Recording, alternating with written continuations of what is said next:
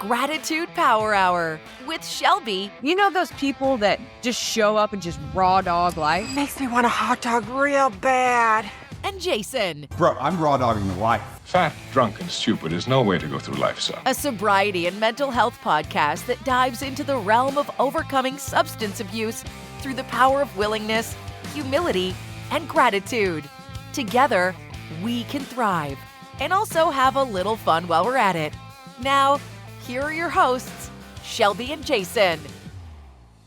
Hello, welcome into Gratitude Power Hour with Shelby and Jason. Hello. Episode Dose. Two. Wow. I only know, I don't know any other languages, so Dose and two. Thanks for coming back. And if you're listening for the first time, that doesn't make sense. So thanks for being here. We appreciate you. The last episode was our inaugural. That was a lot of fun. So if you haven't checked that one out, please go back. You can find our show, Gratitude Power Hour with Shelby and Jason, pretty much anywhere you find podcasts. As we kind of add any different platforms, I will let you know at the front end of the show and the back end of the show where you can find us. And we have been receiving some emails, which has been awesome. Yes. Please send us more. We want this to be a listener-driven show as much as possible. Email address is gratitudepowerhour@gmail.com. Very creative and elaborate. I tried to be as obvious as possible. So please send us emails like we talked about in the first episode. But again, if you're just joining us now, we kind of approach this on an anonymous basis. So if you want to use your name, or if you want to use a different name, or if you want to be nameless, just specify in the email, because we're not calling you out. We just want to bring up, the story, whatever you share, and kind of talk about how we react to it. And, I know it just feels like, the more collective brain power, the better. Yep. Right. We're all in this together. And recovery and whether it's substance use or mental health is not an I thing. It's definitely not. When you make it an I thing, that's when it becomes a problem, right? When it's a we thing, you're not alone. But just a real quick recap of the concept of the show. It'll be, I'd say, pretty heavy, at least on the front end, on substance use and being in recovery. Shelby is a little bit further along than I am. She's at about 2 years.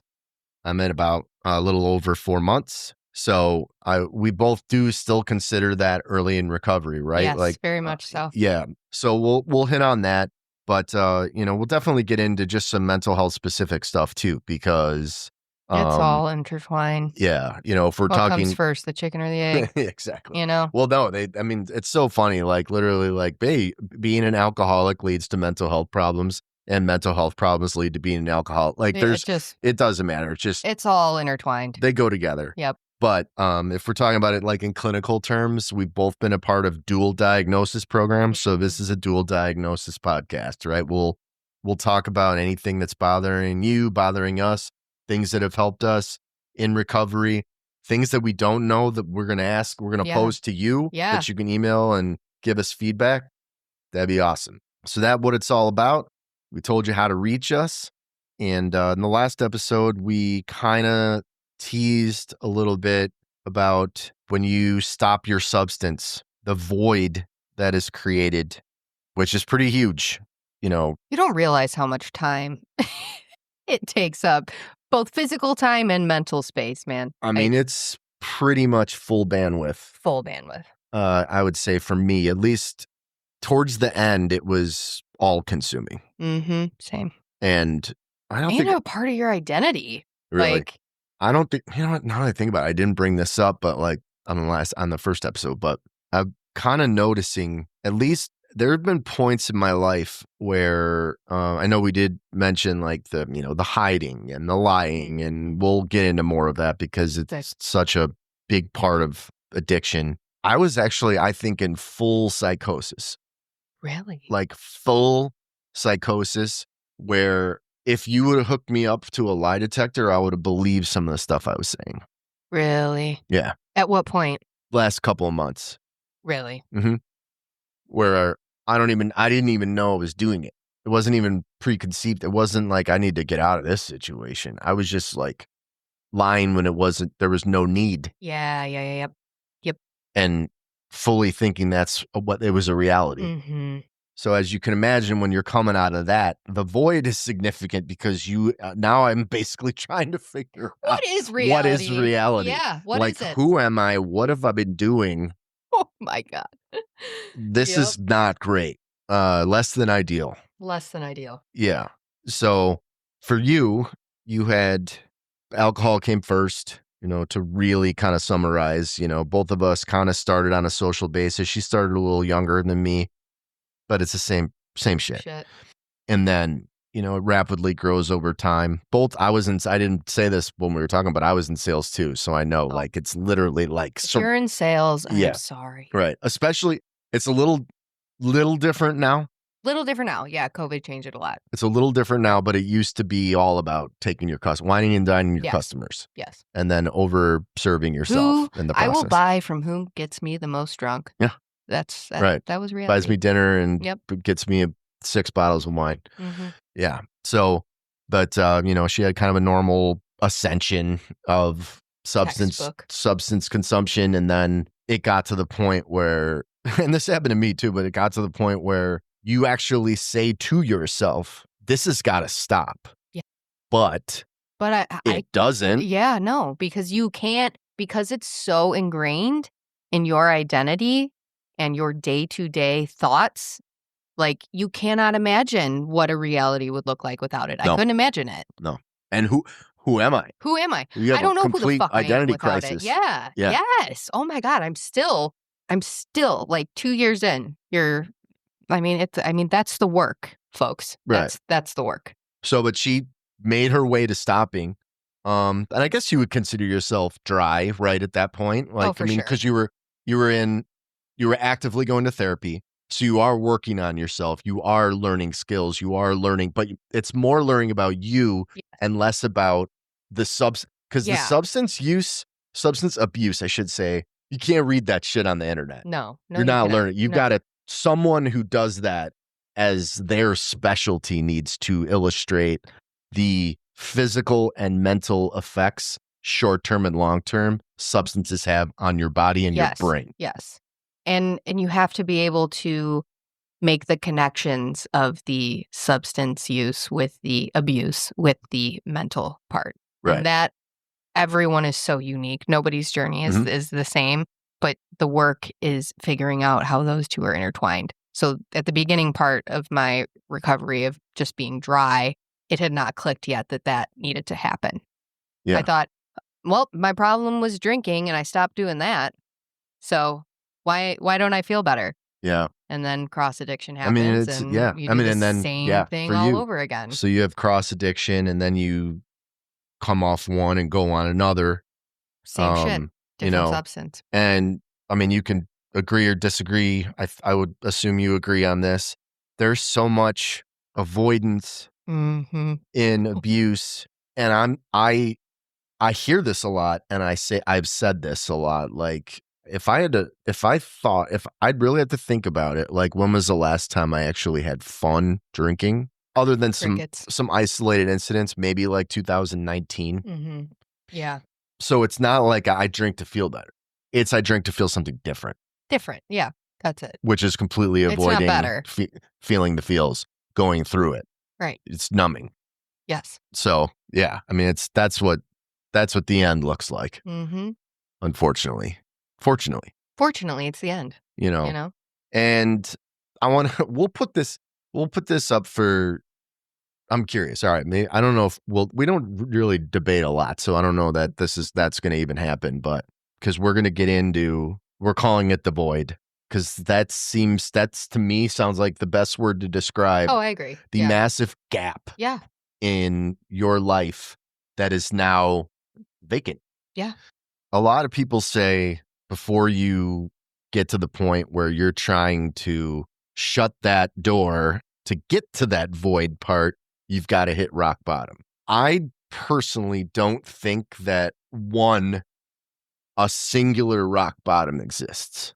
No, I agree with that 100%. I think you have already hit it and you stay there. Oh yeah. And then you either realize it, do something about it, you go to jail, or you die. Yeah. And then I don't think there's a fourth. No. You slowly kill yourself Mm-hmm. because you've been in bottom for an undetermined amount of time. Yeah.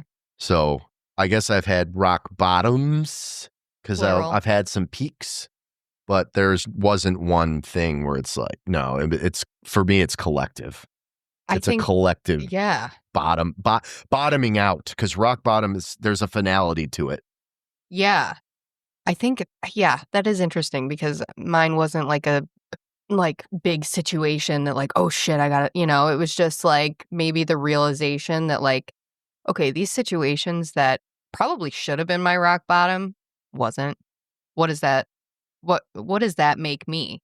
Yeah. That was like, that's the problem, that these things had happened and you didn't find a reason enough of a reason to make a change in your life. Right. It's like that Men in Black thing that erases your memory. Yeah. Where you wake up the next morning and you're like, I'm never doing this to myself again. Okay, like where's happy hour? Yeah. Like dumbass. Right. But hey, it is what it is. It's called a disease for a reason. So all that being said, you've hit your point. You've got to the point where you're starting your path of recovery, and then you are faced with the realization that your substance has consumed so much of your life and so much of your literal bandwidth. Mm-hmm. And now I don't want to say it's being taken away. You've decided to push it away. Like no one's like taking it from you. You're making the choice to remove it. So it really is like, that's the whole thing we talked about in the first episode. I'm telling you, man, step one, it is not a good feeling. No. It really is like submission, complete submission. Yep. And that's not a thing. Like unless that's a cultural thing, kind of, you're not born submissive. No. Like, so, but yeah. And then you're faced with an identity crisis, fear, boredom, a lot of boredom, shame, guilt, all of it. So you're 2 years into your sobriety. And I think, like, it's not necessarily like your entire duration of sobriety. I think that is your void, because early on, your sobriety and your recovery is the void. Filling the void, like, yeah, it literally becomes your full-time job. Yeah. And not more so because it's all day, every day. Right. You're trying to even change your sleep. Yeah. So it's literally everything. Yeah. But once you started to, I don't know, get in a flow, right? Because we don't got this. My favorite, the best thing I heard, I heard a lot of great things in rehab, but this guy, we were so blessed that someone from AA would come every day. So I was lucky enough to have 28 meetings before I walked out the door. Yeah. So, and I was like so appreciative of these people who would take their time to drive to this facility and to talk to us, because you don't know what you're going to get in that room. No. It's not like people are like doing cartwheels. Like we were a pretty good group, but that's because a handful of us are like clowns and would be entertaining these people all day to try and get them out of that funk. But yeah, he's like, how many people have said like, I got this or whatever, and every single person said that. And he goes, this doesn't even apply to substance use. How many times have you said, I got this, and you don't? He goes, I got this are the words of the fucked. Yeah. And I was like crying, laughing, but I'm like, it is God, that is so true. So true. That is so true. Just really think about it. How often if you hear someone say it, do they got anything? It's such a overconfident bullshit. And when people say you got this, it's like, the fuck? Well, yeah, but if someone says you got this, they're like, that's an in the moment thing generally. Yes. Like that's like, as a coach, that's like some kids are getting in their head, and you grab the side of the helmet and you make sure you make eye contact and like, listen, worked hard all week. You got this. Or I'd say, you earned this. Go get it. Mm-hmm. Go get it. Right? But when you say, I got this, no. No. Nope. Sorry to say that Even you to that extreme. I mean, even you got this, it's probably not true. But you're trying to build confidence in the moment. Mm-hmm. Right? So for you, when you kind of hit your stride, I think that's probably a good way to say it. Like hit your stride in early sobriety. What was that process like? Like emotionally when you realized, wow, I've got a lot of bandwidth and time and I don't know what the hell. Yeah. I mean, I in fact did not have this. That's because I did it without a program. I did it completely by myself. I mean, I wouldn't say that. Help from my support and help from my husband and my therapist. But yeah, it was quite honestly, I went into the pink cloud of, just being so excited that I was doing it.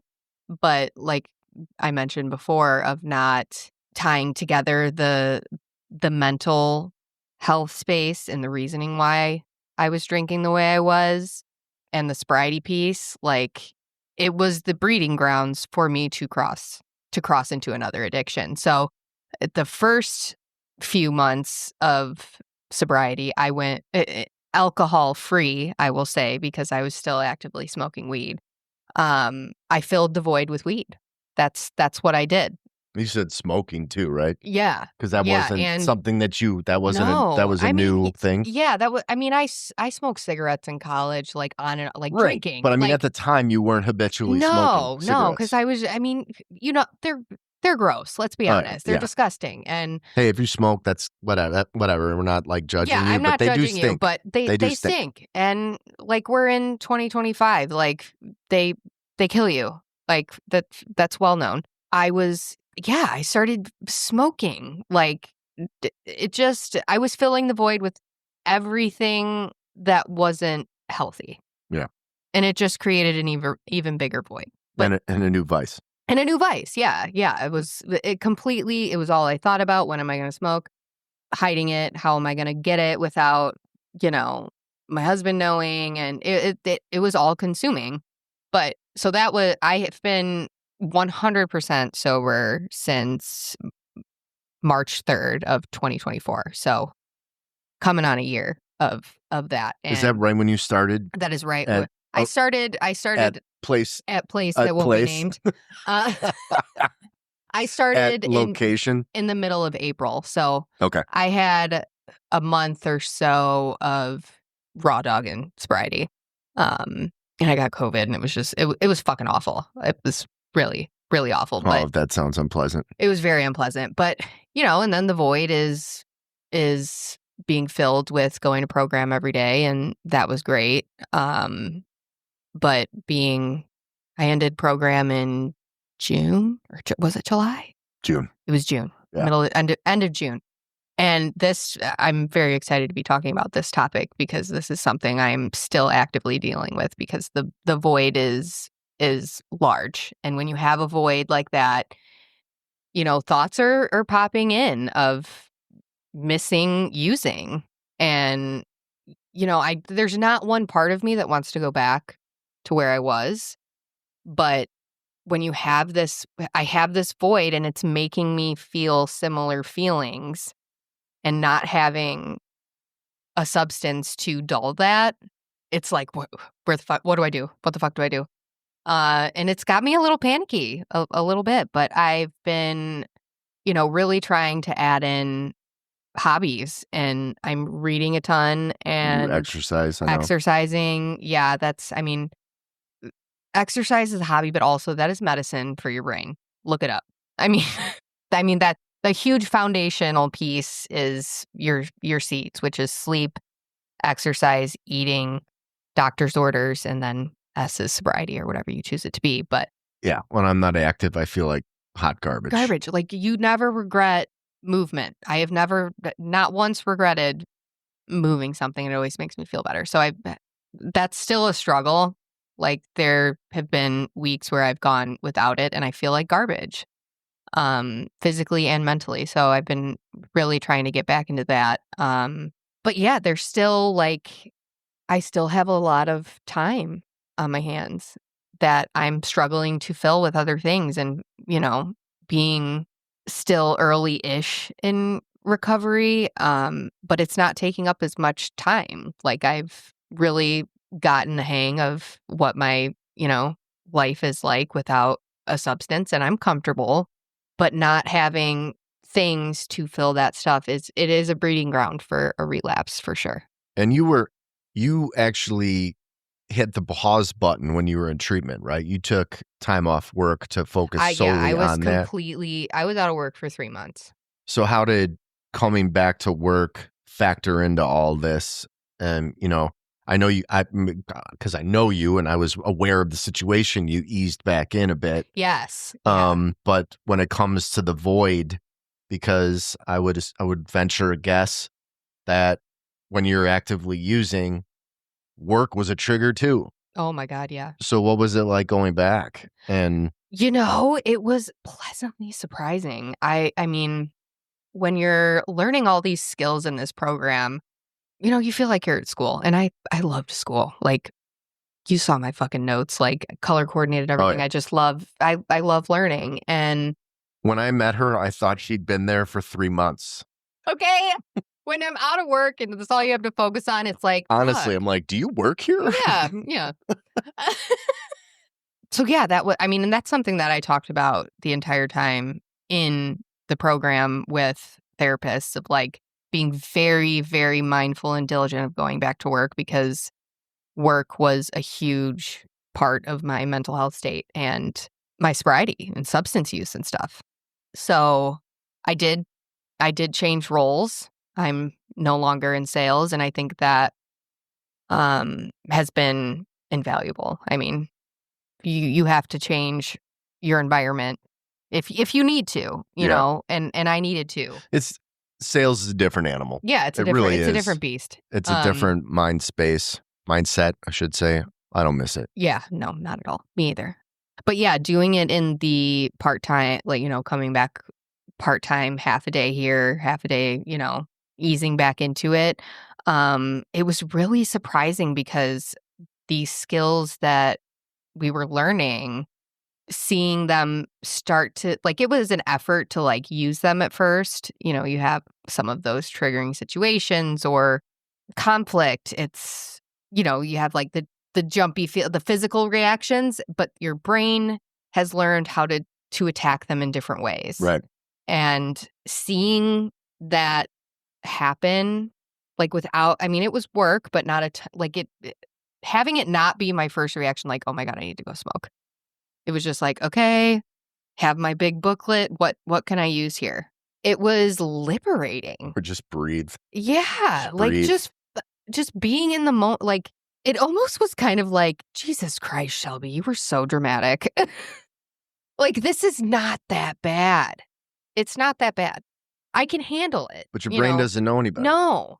And you're literally, rewiring your brain and creating new neural pathways is a long thing. But being able to experience that actually happening was just, I gained confidence that I had never had. I was a very self-conscious person. I put on a front, and drinking helped that a lot. But to trust myself, to learn to trust myself and have confidence that I can handle tough shit without needing to numb was liberating. And being comfortable in your own skin without a substance. Yes, it's I finally let myself see who I was, and not having my brain doused in THC or alcohol.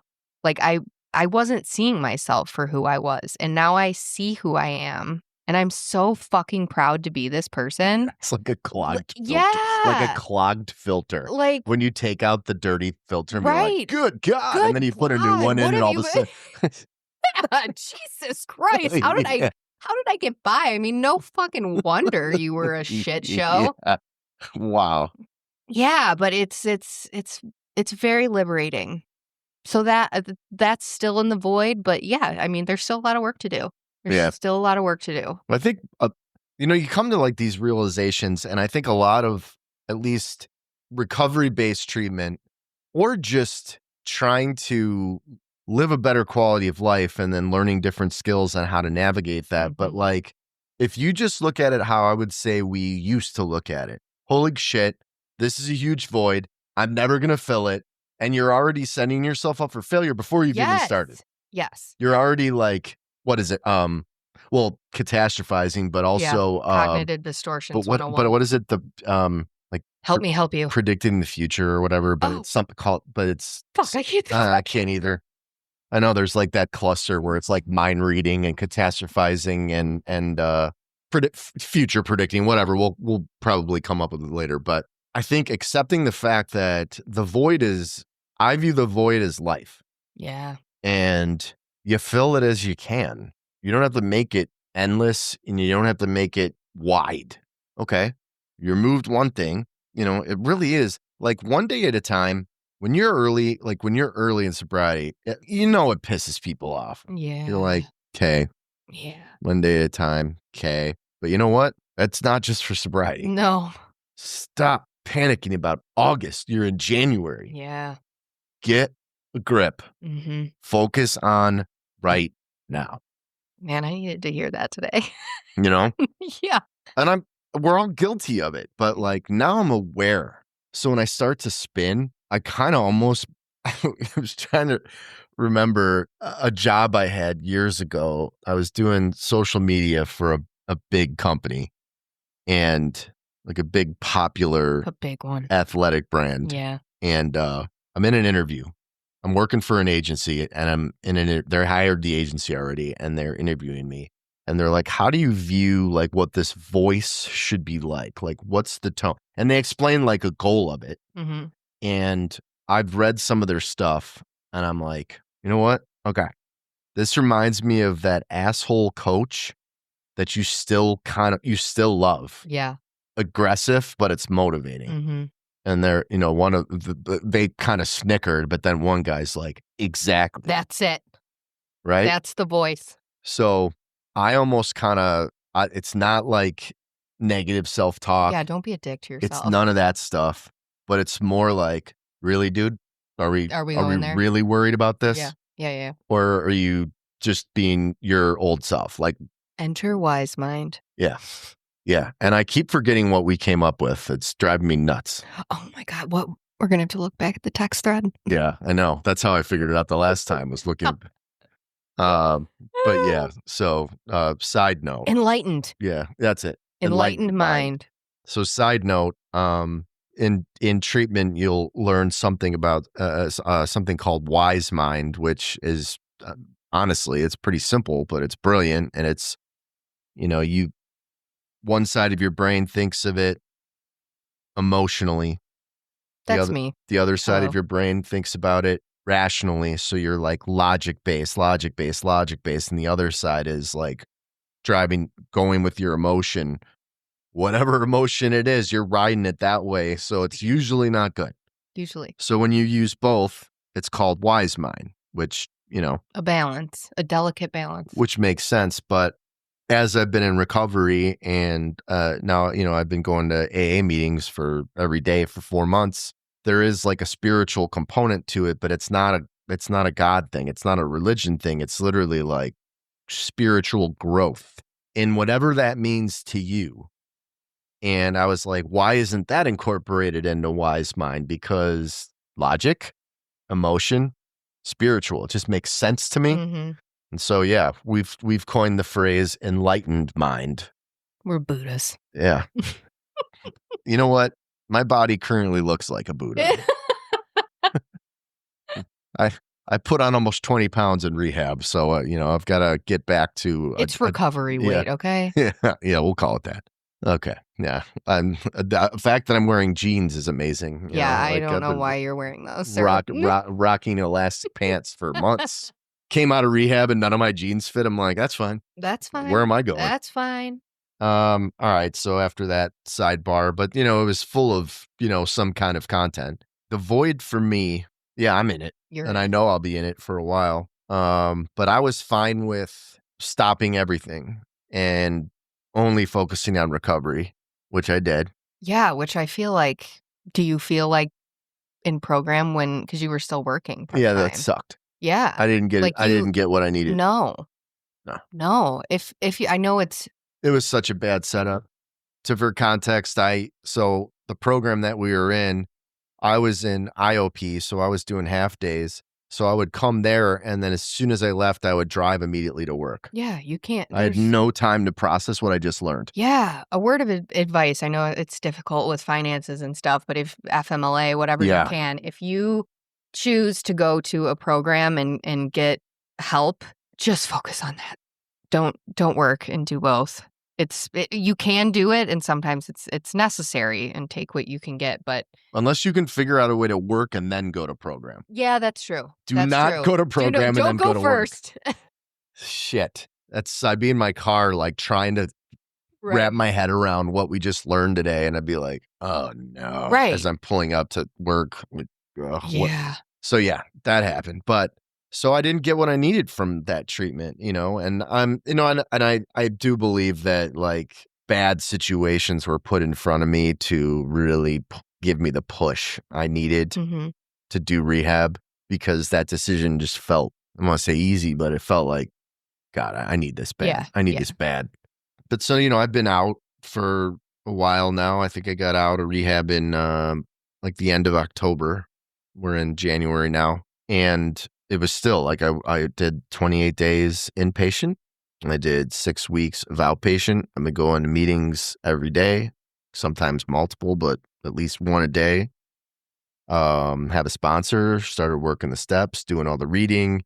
And so I feel like bandwidth has opened up, and then I kind of was like, I'm going to do a part-time job. Yeah, you're starting some transitions. Yeah. Because I really like ripped the whole thing down to like the foundation, and then started back up, and having everything be based around recovery. I know it's the right path, but yeah, you've got that void, and all of a sudden when your brain starts working and you start feeling better, you feel like you should be doing more. Yes. Which I know is a slippery slope. And don't, for the love of God, don't should yourself. Don't what? Don't should yourself. Oh yeah.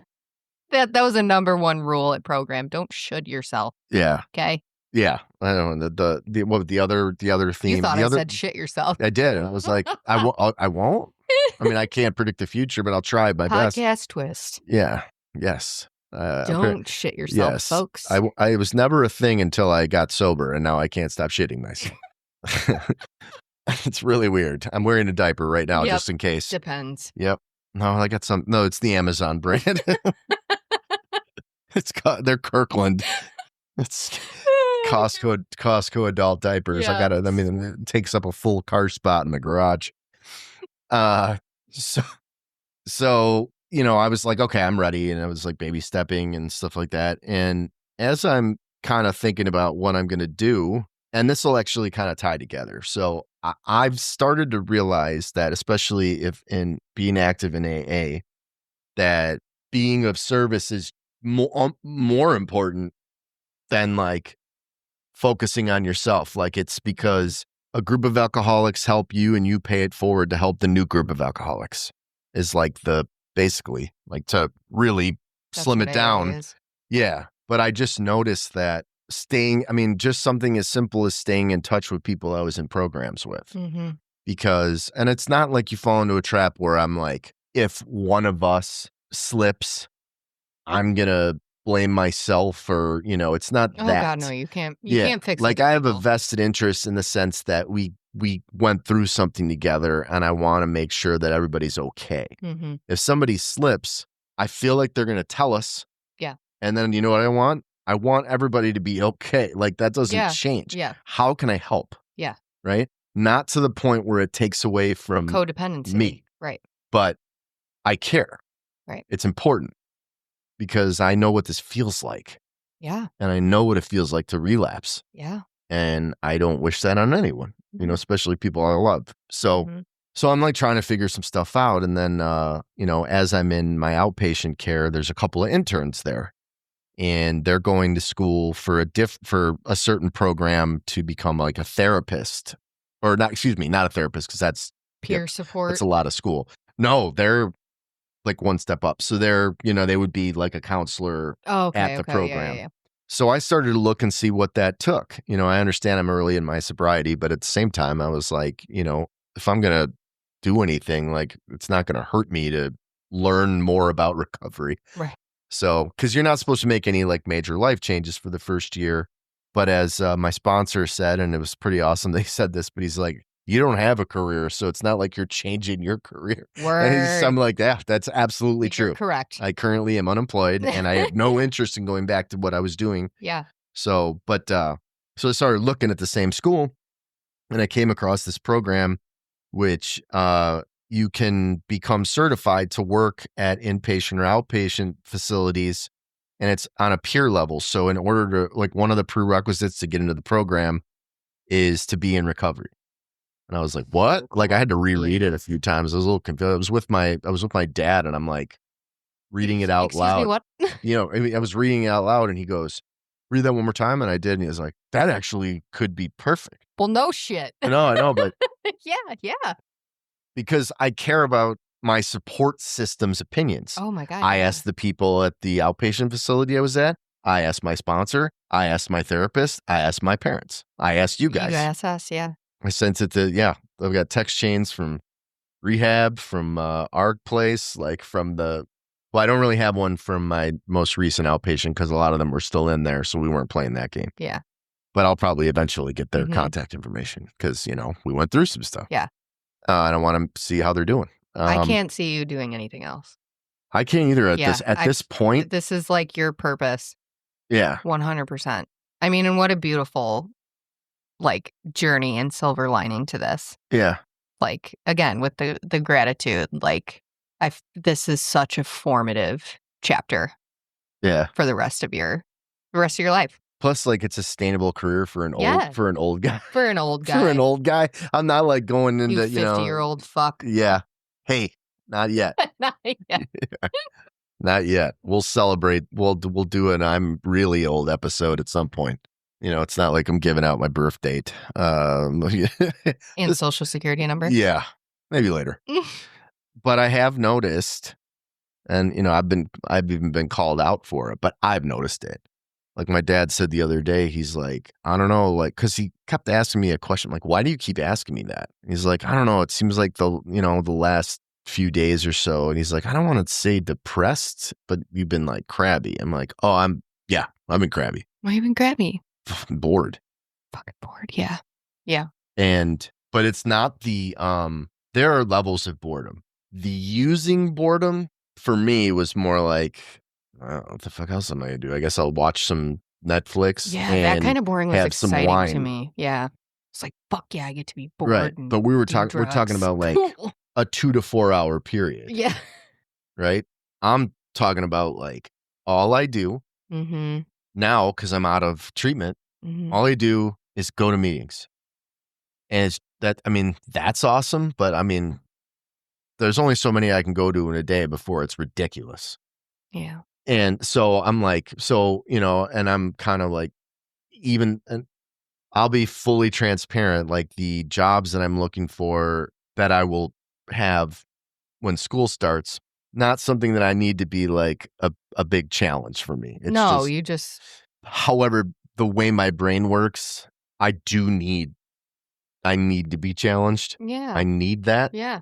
And so I'm hoping, and I know it will to some extent, but I'm hoping school does that for me. Yeah. You start at the end of the month, right? Yeah. So, but yeah, it's noticeable. Yeah. But I also think not justifying it, but it's almost like a test. Like you need to sit in boredom and discomfort and being pissed off and frustrated. It's like, because for the first half of your life, you would just drink to numb those feelings. Like we haven't been feeling feelings. So yeah, it's like, okay, yeah, you're going to be bored for this time being. You've done what you can to set yourself up to fill that void with school and a part-time job while you finish school. But like, you got to learn to sit in this shit. Yeah. Because that's what life is. I mean, and thankfully it's not leading to like lashing out or or like cravings or urges or anything like that. And I'm fully aware of it and I know what it is.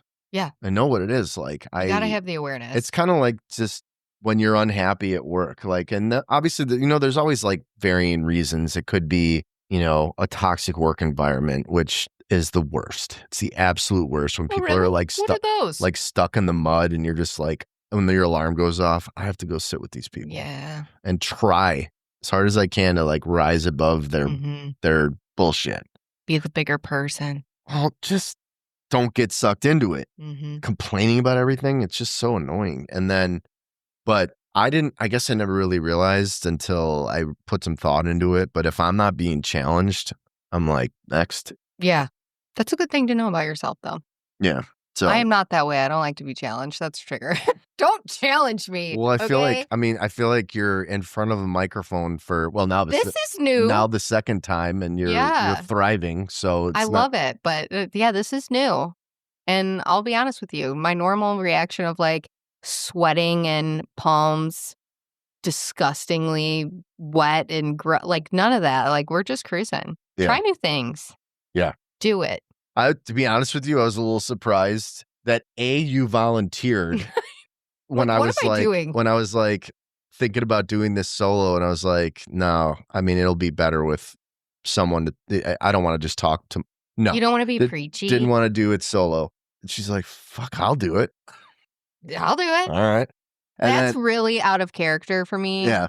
As well. Normally it would be like people pleasing stuff, but like, yeah, I genuinely was like, fuck yeah, let's do this. And plus, I could do that. This is also one of those things where, do I really want to air this stuff? Like, do I want to remind myself of dark times and stuff? And now I'm like, yes, 100%. There's nothing else I would rather do. Right. Because this is fucking hard work and I'm so proud of it. Yeah. Yeah, it really is. And, for any of you listening who are like on the fence, just play the tape forward. That's a skill that we've learned. But I mean, I'm just saying, like, just think of that. Just think of that as that's just that mental imagery of you literally holding a remote when you're about to drink like a bottle of whiskey, and hit play or hit fast forward to you wetting the bed and waking up like somewhere that you don't remember falling asleep at. Mm-hmm.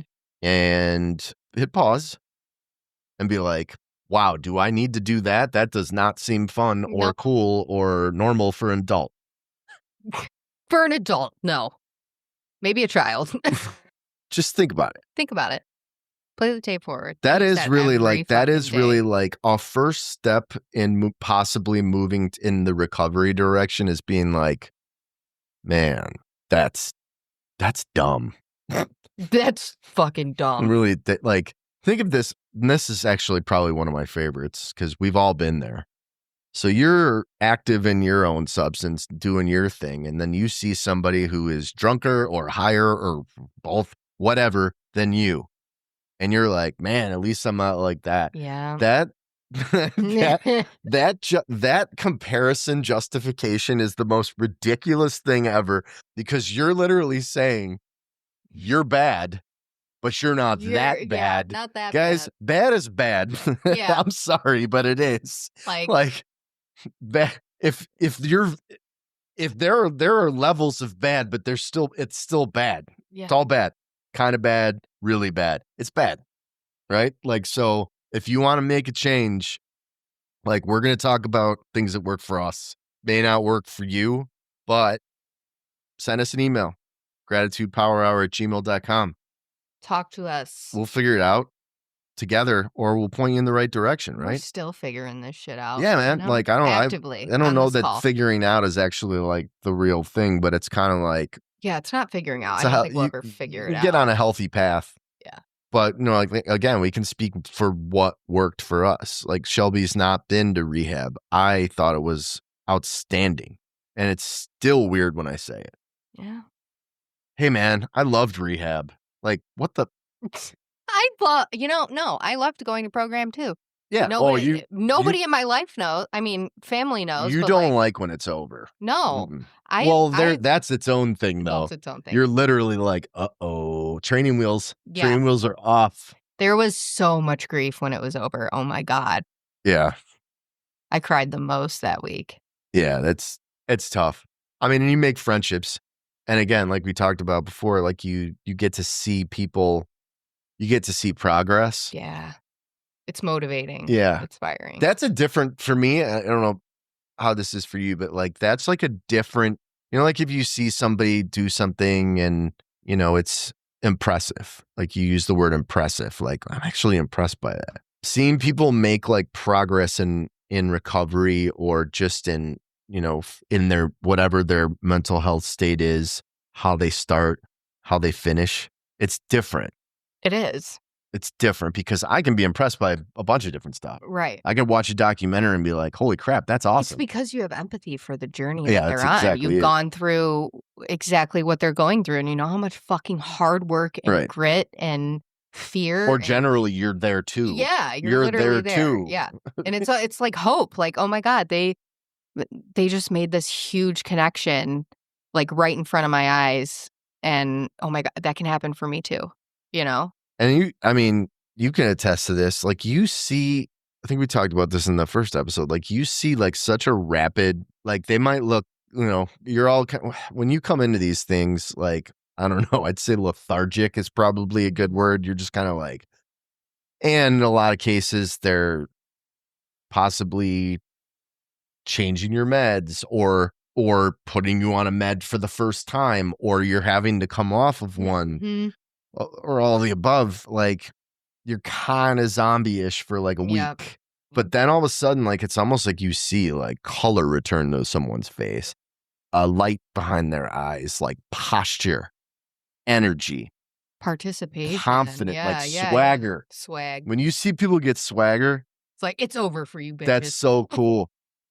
Oh, I love it, man. Because you know. can see like someone, they lost it. When someone loses their swag and then like just feel better. Confident. You can feel someone's confidence grow.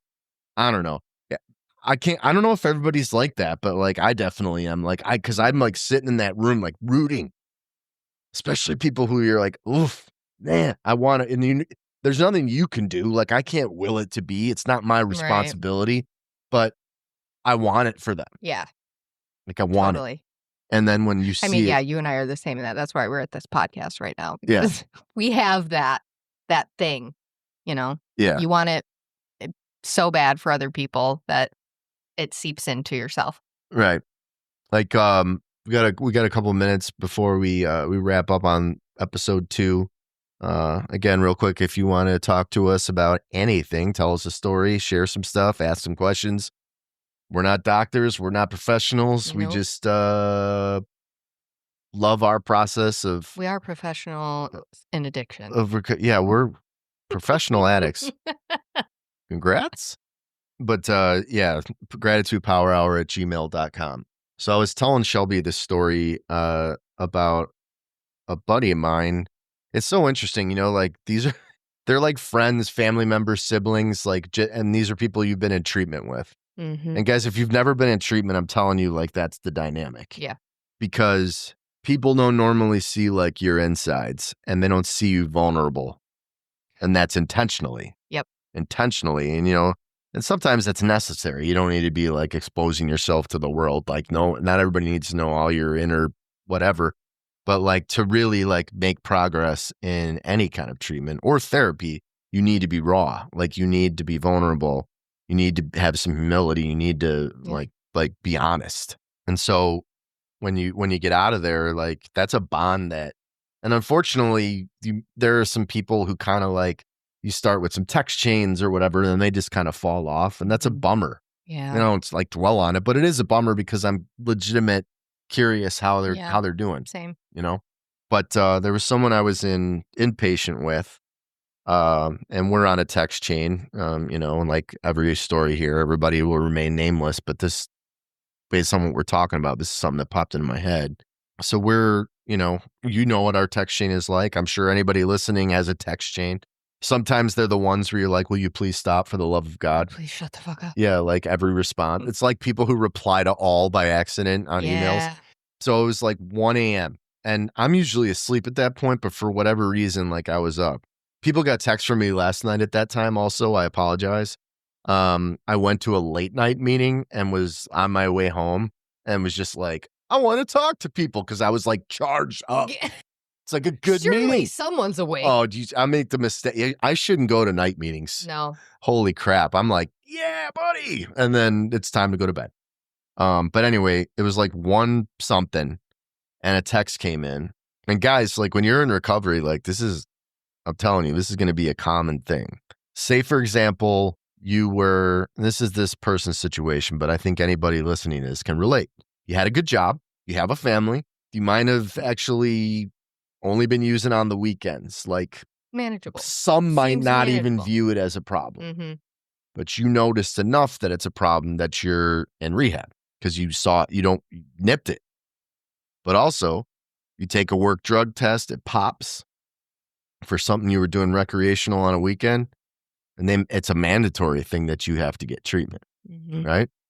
So you go to treatment, you get out, you're hurting financially because you haven't been working, and this is what creeps into your head, and this is the text that our group received. Like, guys, don't get me wrong. Like, I'm not saying I want to use. I'm so happy that I'm sober, but and kind of laid it out. Life was better when I was using. And there's nothing false about that statement. At least the material things. Yeah. The material Yeah, things. yeah. Nothing, there's 100% factual, that text. But it scared the shit out of me. And I felt like I was meant to be awake. Totally. And then someone else happened to be awake that chimed in, or maybe they woke up and chimed in later, and then it was kind of like talking off the ledge kind of thing. I don't think he was going to use or in danger of using, but just those thoughts.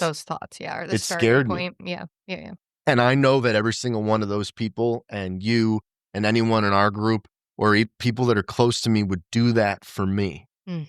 So I think it took a lot of balls, but a lot of trust to reach out. Because you know that text. That text, think about typing that and you haven't sent it yet. And reading it back. Because that's in your head. God damn it. If I wouldn't have failed that drug test, I'd still be working. Right. Everything be great, but I'd be on a path to a big problem. Yeah. Something big else. problem. So there is like silver lining, but you can't see it a lot of times. Sometimes you may never see it. Yeah. But it does work out that way, I think. I'm starting to see that at least. I'm seeing evidence of it. Yes. But yeah, man, I mean, I'm telling you, like, that's the kind of stuff, like, it is like substance abuse and addiction.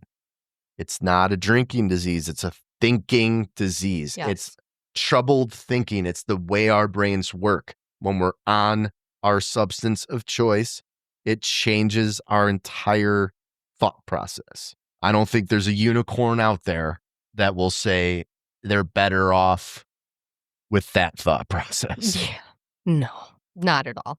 I mean, that's beyond lying to yourself. Yeah. That's pure, like I mentioned in episode 1, psychosis. Yeah. Keep telling yourself. Thank God I got through that, Yeah. because that's some scary shit. Believing things you're saying that are not real. Yeah. Wow. Okay. I've had a good run. Time to stop. Let's try something new. Yes. Glad I did. Here we are. Yeah. I'd probably be, I don't know what the hell I'd be doing right now, but it wouldn't be recording a podcast in a recently designed podcast studio. It's beautiful. Just wait until we get video. It really is. You're only going to see our hands because it's anonymous. Oh, yeah. These are your hosts. Yeah. Are Jason and Shelby really our names? We'll never know. Sock puppets. So yeah, that's about an hour. That's an hour. So we are out of time because honestly, we could keep talking for hours. I know. For your sake, for the audience sake, we'll stop. But yeah. Hey, you guys, let's admit it. In reality, when we were all doing like a power hour, it was power hours. So maybe we'll do a longer one in the future, like gratitude power hours. That's fine. That's fine. You know what? They might be a little longer when we have a guest. Yeah, for sure. 100%. Or if you guys, I know sometimes it's hard to listen to like a 90-minute to 2-hour podcast. We might split them into a couple episodes or parts. couple of parts. Whatever. No ads too. Yeah, Hey. we'll figure it out. Hey, man, but maybe we'll have a sponsor someday. But if anybody wants to sponsor us. I'm not going to lie, though. That's not really the goal. No, not at all. Just recording 2 podcasts is the best therapy I think I've received all week. Yeah. No, this has been fabulous. Yeah. Right. So, great. I mean, it's at a minimum, it's really good for us. Yeah. We just had 2 hours of therapy. So yeah, we hope it's good for you. Thank you for listening. Please coming back. Like the show, recommend it to friends and family. Yeah, like and subscribe, all the good stuff. That's what the cool people say. Yeah. If you are listening on the native platform, you can find us anywhere podcasts are found. I'll update you later on any new places to find it. But, Spotify, Apple Podcast, Google Podcasts, all that, Stitcher, all that stuff. You can find us there. Again, if you want to email the show and tell a story, ask some questions, tell us we suck, whatever you got to do, gratitudepowerhour@gmail.com, man. The foundation of sobriety and good mental health is honesty. So be honest. Yeah. Tell us what you got. She's Shelby. I'm Jason. Thank you so much for listening. This is Gratitude Power Hour. And grateful for you. Yeah, we are grateful for you. Beaming with gratitude. I'm hungry. So we'll talk soon. Thanks for listening. Bye.